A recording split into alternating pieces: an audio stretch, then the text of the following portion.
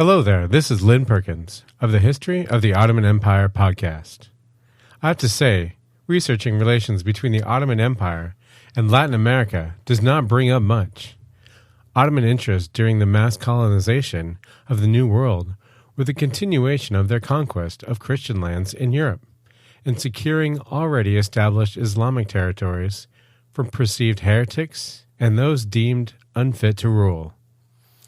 When the countries of North and South America began gaining their independence from the European powers, the Ottomans were experiencing difficulties of their own, and lands they once controlled were getting their own independence or being gobbled up by the same Europeans who dominated the West. This destabilization of the empire leads to the primary event that is mentioned whenever Latin America and the Ottomans are mentioned in the same sentence, the Ottoman diaspora. Starting in the 1860s and continuing until after World War II, there was a mass exodus of people leaving the area of what is now known as Lebanon, Syria, Jordan, and Palestine, due to being directly in the middle of the conflicts between the empire and an increasingly defiant Egypt led by Muhammad Ali. At first, these exiles were primarily Arab Christians, but over time, large segments of the Muslim populations fled as well. They settled all over Latin America, from Mexico to Chile to Argentina, and were referred to as Turco because of their Ottoman passports. This was considered derogatory to the new settlers because, as mentioned, they were primarily of Arab origin, not Turkish. I'm sure both Max and I will cover these people in later episodes of both our podcasts.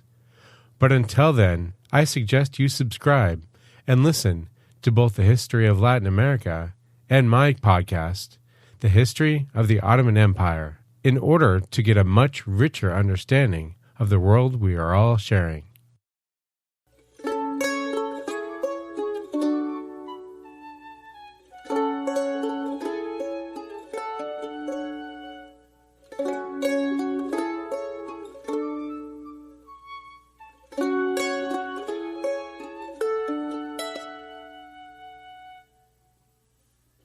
Hello, and welcome to the Latin American History Podcast, Episode 19, Who Was Christopher Columbus? So last time we finished our quick tour of Iberian history, leading up to the point where the two nations were finally ready to begin their era of discovery and conquest. Now, we're almost ready to begin looking at that story. The Iberians and the Native American peoples are about to meet, and Latin America proper is about to be created. Now, it's highly likely that you already know that the person who discovered, in air quotes, the Americas for the Europeans was Christopher Columbus. But what else do you know about him? A man who led such a momentous life surely deserves some attention. In today's episode, we'll look at the man and the myth. I say this because, despite his prominent role in history, we still have many questions about his early life. We think we know who he is. In fact, we probably do. But there are competing ideas about who he was. This episode, then, will look at these theories. This will, of course, involve a certain amount of speculation and the inclusion of some things which aren't generally accepted by historians. It should be fun, though, so let's begin. Let's start with the mainstream version of events, and what is in truth probably the correct one. It's thought that Columbus was born in a village close to the city of Genoa. While the Italians claim him as their own, and this location is today within the borders of Italy, at the time this country did not exist. He would have been a subject of the Republic of Genoa, a rich monarchless state that possessed several colonies around the Mediterranean and Black Seas, and which had grown rich from trading. As a merchant of this cosmopolitan nation, Columbus would have been used to travel. He is believed to have spent his early adulthood travelling around Europe engaging in trade. He's thought to have visited Britain, Greece, and West Africa during this time. He had a brother based in Lisbon, and married into another Genoese trading family which had a strong presence on the Portuguese island of Madeira. It was these links and his seafaring experience, and his interest in finding a western sea route to Asia, that led him to the court of the Portuguese king João II. We will pick up his story here later. There are a number of reasons to believe this version of events. A number of documents seem to suggest that Columbus was Genoese, including letters written by the Genoese ambassador to Castile, which describe Columbus as a fellow citizen. Many other contemporary or near-contemporary historians and writers also back up this explanation. It seems then that at the time, it was generally accepted that Columbus was from Genoa. It was also the story of his origins that he himself told. In a couple of legal papers and letters, he describes his love for his home country of Genoa. Furthermore, after his death, his son wrote a biography of Columbus, in which he describes him as being descended from Genoan nobility. He goes even further, claiming that their lineage could be traced back to the Roman general Colonius, hence the name Columbus, or Colombo in Genoese. Now, of course, who would be better placed than Columbus and his own son to know the life story of the great explorer? On the face of it, the evidence seems pretty convincing, but it's worth having a closer look. We have to consider the motivations behind our sources. Columbus and his son, for example, may have had good reason to be economical with the truth of their family history. While the merchants of Genoa were often rich, their system of government was fairly unique for the time. Most of Europe was ruled by nobility, and the prestige of your family would often determine your prospects and social standing. The merchants of Genoa, Venice, and the other republics of Italy mostly lacked the pedigree required to command the respect of European elites. It was therefore in the Columbus family's interest to encourage the idea that they were descended from nobility. The claim that a specific Roman general can be pinpointed as a direct ancestor, while potentially providing much prestige, seems especially suspect. That's not to say that Columbus was not Genoese. This fact seems to have been accepted by pretty much everyone at the time, and it's by far the most convincing story we have. It's just that we must be careful when examining sources. As we shall see, if the other theories about his origins were true, he might have good reason to invent a Genoese backstory. So what are the other theories surrounding Columbus's origins? Well, in recent years it seems that everyone wants to claim Columbus as their own. It has been claimed that he may have been Catalan, Jewish, Portuguese, Greek, Polish, or even Norwegian. Many of these claims are fanciful and based on flimsy evidence. A couple, however, do merit a look. Despite working for the Spanish when discovering the Americas, during his early years, Columbus actually had much closer links with the Portuguese. As I previously mentioned, he had a brother living there, married into a family that was based there, and first pitched his grand adventures to the Portuguese king. There are some that believe that Portugal may in fact have been his place of origin. This theory, first suggested by a Portuguese historian in 1916, even identifies a man who may have been the real Christopher Columbus. Salvador Fernandes Zarco was the son of a duke in southern Portugal. He was born out of wedlock, to a Jewish mother no less, and he grew up in a village of Cuba. Although he lived a relatively privileged life, the circumstances of his birth meant that he needed to make his own way.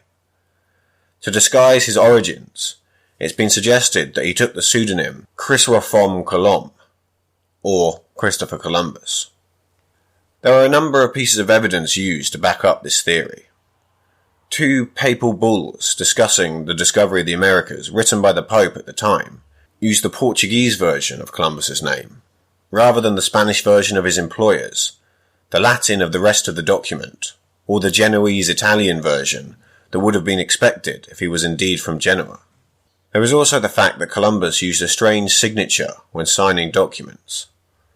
He did not write his name, but instead wrote a strange acronym that some say demonstrates a knowledge of the Jewish sect Kabbalah. If Zarco was indeed Columbus, this could be a nod to his Jewish origins. The final piece of evidence for this theory is in the fact that he was raised in the village of Cuba. Cuba, the more famous island, was of course one of the first places discovered by Columbus. If he was Zarco, he may have named it after the place of his childhood. There is an alternative explanation to the origin of the name he gave to the island, that it came from a Taino word, cubao, which means fertile land. Both these origins of the name sound plausible. It's also worth noting that in a letter which Columbus himself wrote the year after discovering the island, he refers to it as Juana, not Cuba. I have not been able to discern why this name did not stick, but if Columbus wanted to name the island after his hometown, it seems strange that he would refer to it by another name in this letter. This Portuguese origin theory has led to another, slightly conspiracy theory-ish claim. Some people think that Columbus was Portuguese and was deliberately sent to Spain to act as a spy. When he set off on his adventures in the employ of the Spanish king, he was actually relaying information back to Portugal, this theory says. Furthermore, while the Portuguese raced around Africa and gained access to the spice riches of Asia, Columbus was sending the Spanish on what they believed to be a wild goose chase to find a non-existent western route, thus distracting them from following the Portuguese around the Horn of Africa. This would explain the Genoese connection. It would be a useful cover story which averted Spanish suspicion. Genoa had no ambitions outside of the Mediterranean, whereas Portugal were direct rivals. It's an interesting theory, and I leave it up to you to make of it what you will. A third theory, and the last I consider worth mentioning, is that Columbus was Catalan. It's pretty much accepted by everyone that Columbus was not Castilian. That does not mean, however, that he was not from the territories which would become Spain. A Catalan could have still been considered a foreigner in the Castilian court, and they spoke, and still speak, a related but different language. It's language which provides the best evidence for this theory. Like most people writing in a second language, Columbus made the odd mistake when writing in Castilian. These mistakes have been analysed by linguists, and have led some of them to conclude that the mistakes he made most resemble those that would have been made by a native Catalan speaker, rather than a native Italian. Let me quickly explain how this works with an example. When a person learns a new language, even if they have a good vocabulary, they are likely to make mistakes thanks to differences in grammar. Normally, the speaker will attempt to form a sentence in the way they would in their native language. Take the phrase, "the man we met yesterday," or "the man from yesterday." In Spanish, Castilian Spanish, that would be "el hombre de ayer," which literally translates as "the man of yesterday." It would not then be surprising to hear a Spanish person speaking in English say "the man of yesterday." By analysing small mistakes such as these in Columbus's writing, it appears that he may have tried occasionally to incorrectly form Castilian sentences in ways closer to Catalan than Genoese Italian. Proponents of the Catalan theory also argue that many of the names he gave to the places he discovered had a Catalan connection, particularly to the island of Ibiza. One historian has argued that while there was a Christopher Columbus in Genoa at the time, he was a poor merchant, unlikely to have ever learned how to captain a boat, and that his dates don't match those of the adventurer. There is also a variation on the story in which Columbus's family were Jews based in Catalonia. As we discussed last episode, this was a time of persecution for the Jews, and so they may have either fled to Genoa, explaining that connection, or disguised his identity by creating a Genoan story to avoid persecution. Usually in situations like this, the simplest explanation is the correct one. I think that it's most likely that Columbus was indeed from Genoa, although his ancestry may not have been as illustrious as his family claimed. There are simply too many contemporary people claiming that he was Genoese. That this theory was not even questioned until the last century or so also adds weight to this argument. While it's certainly possible that he managed to fool everyone and create a Genoese persona, it seems unlikely, and it would have been difficult for him to pull off. I have to admit, though, that I have a soft spot for the Portuguese hypothesis. But again, I have to accept it's probably incorrect. Wherever he came from, in 1485 Columbus was pitching the idea to the Portuguese king João II that he should fund a voyage to discover a western route to the Indies. As we've previously discussed, the spice trade was big business in Europe, and the Portuguese were already making their way down the African coast, attempting to find a route to Asia. The journey was a long and dangerous one, however, and they were still not sure that they would find a way to reach Asia this way. Columbus had what he thought was a better idea. He just needed to find someone to fund him, and he could prove it. I hinted last week that it's a popular misconception that Columbus was alone in his conviction that the world was round. Many people think that he set off and proved everyone wrong, thus being responsible for one of the most important scientific discoveries in history. It's a nice story, and not completely made up, but it wasn't really true. The idea of a round Earth had been floating around the scientific community of Europe for a while. The ancient Greeks had of course theorized that the world was round, and both Pythagoras and Aristotle had both used maths and reason to try and prove it. Several Islamic scholars also believed that the world was round, and tried to work out its circumference. These ideas had returned to Europe, and various people had argued in favour of it at various points in history. One contemporary of Columbus who believed in it was Toscanelli, a scientist from Florence. He himself had suggested the idea that the world was round, and that a quicker route to the Indies might be found, to the previous Portuguese king, but the king rejected it. Toscanelli later sent a letter detailing his theory to Columbus, and when King João came to the throne, Columbus decided to try and convince the king himself. King João, however, was also not to be convinced. He had already invested too much time and money into the African route, and did not want to split his resources between that and the new one suggested by Columbus. Furthermore, although they were correct in guessing that the Earth was round, no one had definitively determined how big of a sphere it actually was. Columbus supported an optimistic estimate. It was small, and it would be a quick journey across the Atlantic to reach China. Others, however, believed that it was much bigger. This might not even make it a shortcut. As no one could say with certainty how big it was, the validity of the whole theory was in doubt. It was at that point just a theory. The king passed on Columbus's proposal to his court scientists in order to get a better idea of its viability. While they were not necessarily of the opinion that the world was flat, they did believe that Columbus had seriously underestimated the size of the Earth, and that the distance to China and the Indies would make the new route impossibly long, if indeed it did exist. It's also possible that the demands that Columbus made were also a factor in João's decision. In return for undertaking the hard and dangerous work of sailing into unknown seas, as well as possibly securing great riches for Portugal, Columbus asked not only for the king to fund the expedition, but also for a number of other concessions. He requested that he be made governor of any lands he discovered. He also wanted 10% of all the revenue that the crown made from his discoveries, and the title Great Admiral of the Ocean. 3 years later, Columbus tried again, and João once again agreed to give him an audience and at least hear his proposal. This time, however, he was even further from success. In the past 3 years, Portuguese explorers had travelled further and further down the West African coast. Soon after their meeting, Bartholomew Diaz rounded the Cape of Good Hope, the very southernmost tip of Africa. Africa had always been the great barrier between the Portuguese and Asia. Until they found a way to round it and head eastward, they would be unable to reach Asia. Once Diaz discovered that it was in fact possible to do this, João could be pretty confident that it was possible to reach the Spice Islands that way. This made him even less inclined to finance a harebrained scheme into the unknown. Once again, Columbus left disappointed. He gave up on the Portuguese and started to look elsewhere for funding. He tried his supposed homeland of Genoa, as well as the Republic of Venice, but both showed no interest.